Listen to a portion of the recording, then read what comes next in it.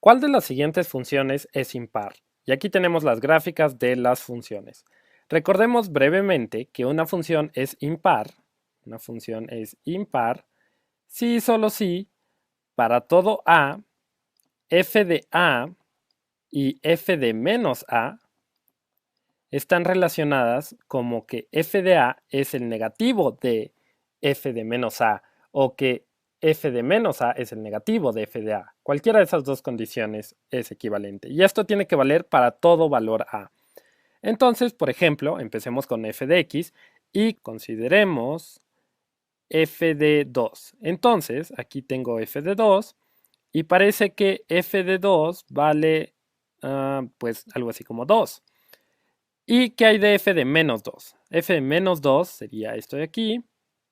Y por acá tengo que f de menos 2 parece ser igual a 6. Claramente 6 no es igual a menos 2 o 2 no es igual a menos 6. Así que f de x no puede ser impar. F de x no fue impar. Bien, continuemos. ¿Qué hay de g de x? Pues ahora, si yo pongo, digamos aquí, si me fijo en lo que vendría siendo g de 2, entonces tengo que g de 2 es igual a menos 7. Pero ¿cuánto es g de menos 2? Pues de nuevo parece ser menos 7. G de menos 2 es igual a... Ay, se me acabó el espacio, menos 7. De hecho, esto parece pasar para cualquier punto x que nos tomemos. Para cualquier punto x parece que la función toma el mismo valor en menos x.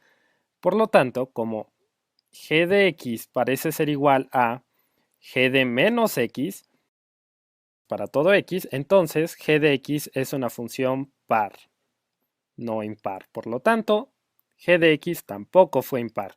Solo nos queda h de x, así que más vale que esa sea.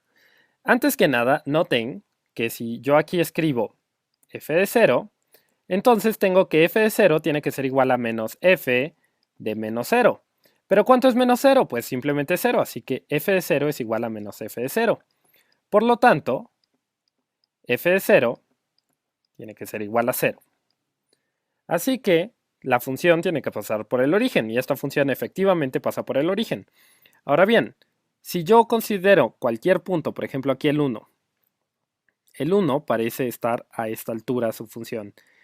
Y en menos 1 la función parece estar más o menos a la misma distancia del eje x, pero ahora hacia abajo del eje x.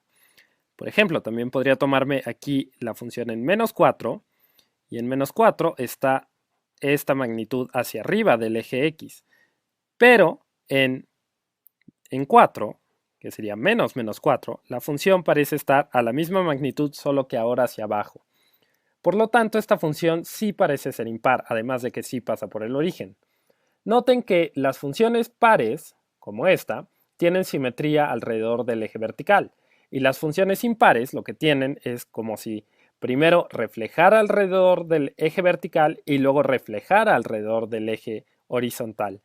Pero la forma más fácil es simplemente checar que efectivamente para cualquier punto que yo me tome, por ejemplo aquí el 8, entonces f de 8 parece estar a esta magnitud hacia arriba del eje x, mientras que f de menos 8 está a la misma magnitud, pero por debajo del eje x.